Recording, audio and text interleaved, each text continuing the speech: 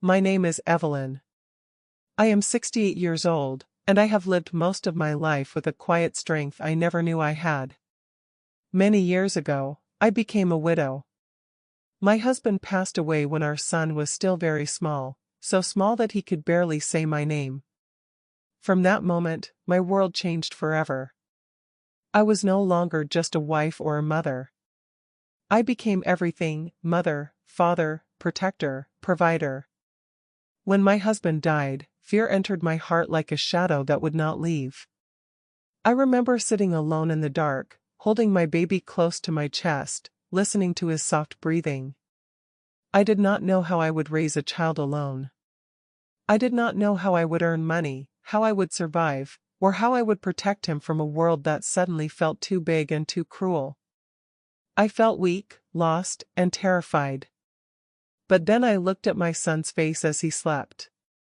His tiny hand was wrapped around my finger, trusting me without question. In that moment, something inside me changed. Fear was still there, but it was no longer stronger than love. I made a promise, quietly, without words, without witnesses. I promised that no matter how hard life became, I would protect him. I would never let him feel alone. Life after that promise was not easy. I worked wherever I could. Some days I cleaned other people's houses. Other days I cooked simple food and washed clothes by hand until my fingers hurt.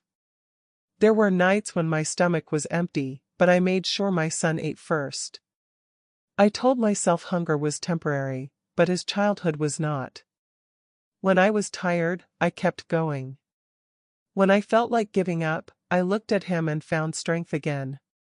Many nights, I stayed awake while he slept beside me. I listened to his breathing and prayed silently that he would grow strong and safe. When he smiled at me in the morning, the pain in my body felt lighter. I did not ask life for comfort or reward. His happiness was enough. I never thought of my sacrifices as something special. To me, they were simply love. A mother's love does not count what it gives. It only gives. From that night on, my life no longer belonged to me. It belonged to my son. My son grew up the way all children do, slowly, painfully, beautifully. When he first learned to walk, he fell many times. Each fall came with tears and fear, and each time he reached out his small hands toward me. I would lift him up, brush the dirt from his knees, and whisper the same words again and again: "Don't be afraid. I am here." Those words became a part of his childhood, just as they became a part of me. When he was sick, I barely slept. I stayed awake through the night, touching his forehead, listening to his breathing, praying that the fever would break by morning. If he cried, I held him until my arms ached. If he smiled, the exhaustion disappeared for a moment. I did not have medicine for every illness or money for every problem, but I had love, and I gave it without limits. Years passed quietly. My son grew taller, stronger. His voice deepened. My hair slowly turned gray. My back bent more easily. My hands were no longer as strong as before, but my heart never changed. As he became a young man, he began working in the fields. The work was hard, and the sun was unforgiving. Every evening, I waited for the sound of his footsteps outside our small house. I cooked simple meals and kept the house clean, not because I was asked to, but because it made me happy. When he finally came home at the end of the day, covered in dust and sweat, my heart felt light. Seeing him safe was enough. I did not want money. I did not want comfort. I did not dream of rest. My happiness lived in small moments: his laughter, his appetite, his tired smile when he sat down to eat. If he was well, then my life was full. I watched him grow into a kind man. He respected elders. He worked hard. He spoke gently to me. Sometimes, when I looked at him, I could still see the small boy who once held my finger while sleeping. I felt proud, not because of what he achieved, but because of who he became. To me, love was simple. Love was being there. Love was staying, even when it was hard. Love was choosing another person every single day, without asking for anything in return. I believed that love was enough. Then one evening, as the sun was setting and the house was quiet, my son sat down beside me. His voice was calm, but his hands were restless. "Mother," he said, "I want to get married." For a moment, I could not speak. I smiled, because that is what a mother does when her child tells her something important. "If this makes you happy," I said gently, "then I am happy too." My words were sincere, but my heart trembled.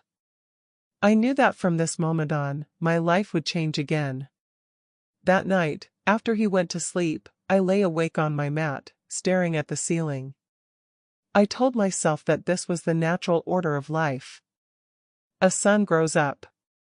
A son builds his own family. A mother steps back. Still, a quiet fear lived inside me, a fear of becoming invisible, of being replaced in a home I had built with my own hands. When he brought his wife home, I welcomed her kindly. I smiled and said, "This is your home now." I tried to help her, to show her where things were kept, to make her feel safe. I hid my fears behind gentle words and patient silence. I told myself that love had always been enough before. I believed it would be enough again. At first, I told myself everything was normal. My son's wife was young, new to this house, new to marriage, new to responsibility. It was natural, I thought, for her to feel uncomfortable. So I greeted her kindly each morning and spoke softly, careful not to disturb her peace. I showed her where the pots were kept, where we stored rice and salt, how we cooked our meals. I wanted her to feel welcome.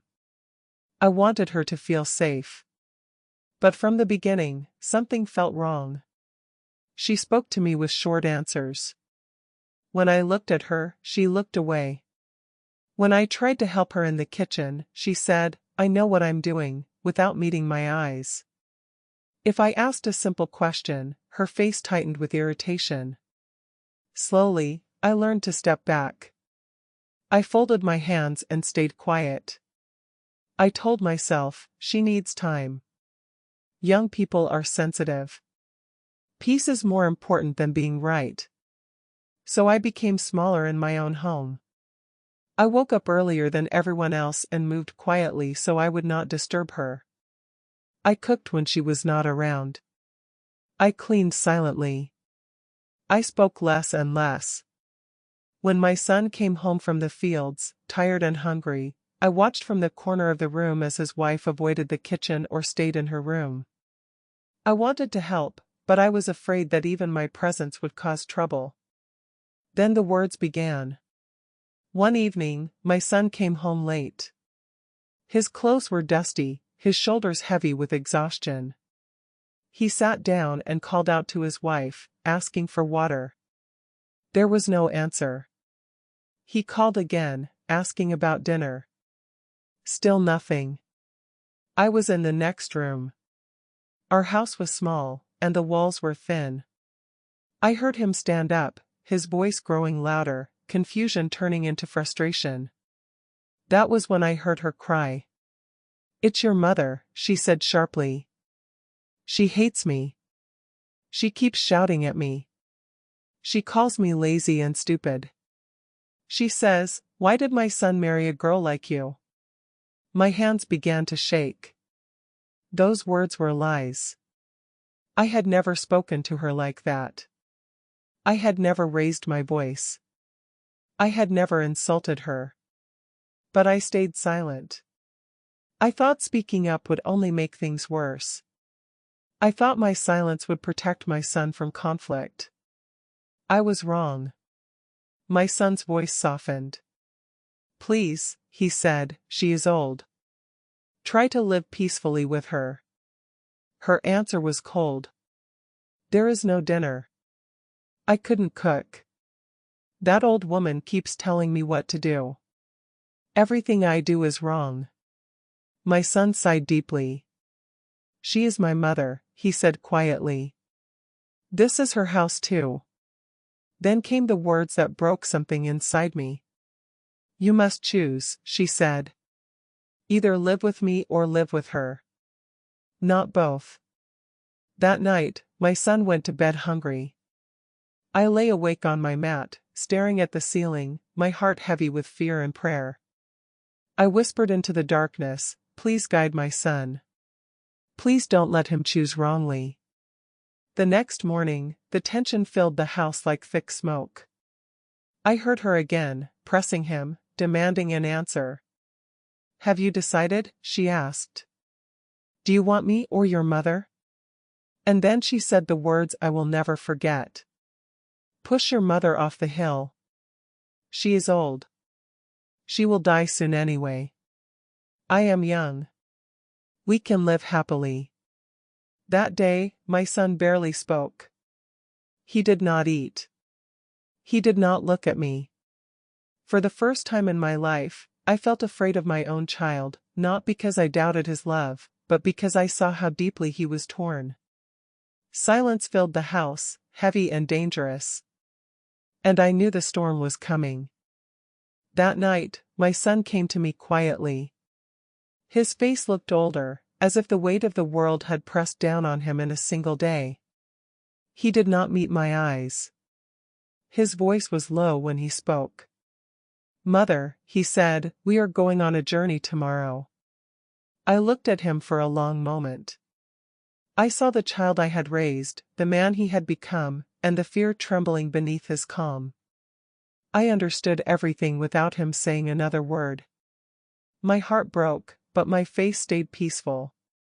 I nodded slowly. All right, my son, I replied. Before dawn, he lifted me onto his back. The path to the hill was rocky, and the air was cool against my skin. I did not ask questions. I did not cry. As he walked, his steps were heavy, and his breathing grew uneven. Each step felt like a lifetime. I looked around at the familiar land and thought about my life, how quickly it had passed, how full it had been. I remembered feeding him with my own hands when he was too small to hold a spoon. I remembered holding him after his first fall, whispering that I was there. I remembered nights without sleep, days without food, years without rest.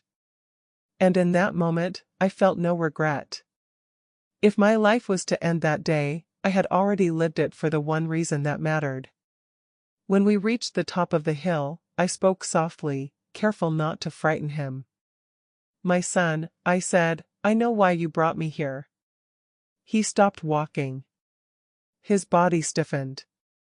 Slowly, he turned his head, as if afraid of what he might see in my eyes.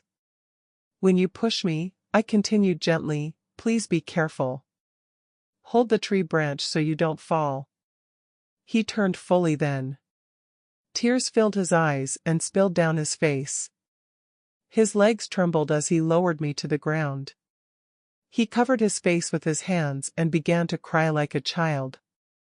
I was going to kill you, he said through sobs. And you are still worried about me. I reached out and touched his hand. My child, I said softly, a mother's love never ends. For a long time, we stayed there in silence.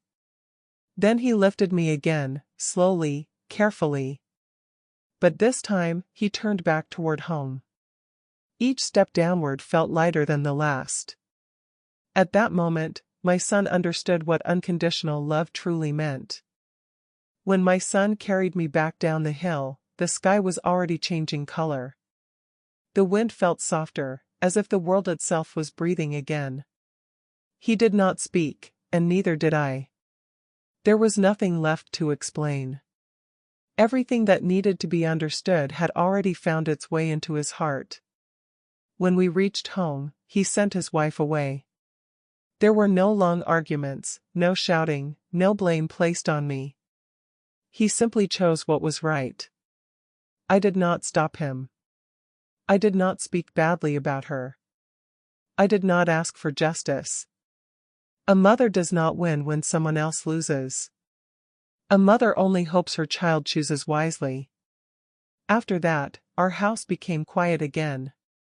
Not the heavy silence of fear, but the gentle silence of peace. I cooked simple meals as I always had. My son worked during the day and came home earlier in the evenings. Sometimes he sat beside me and spoke about small things. Sometimes we sat together without words. That was enough. I did not ask him for gratitude. I did not ask him to apologize. Love does not keep records. Love does not ask to be repaid. I only thanked God quietly for guiding him back before it was too late.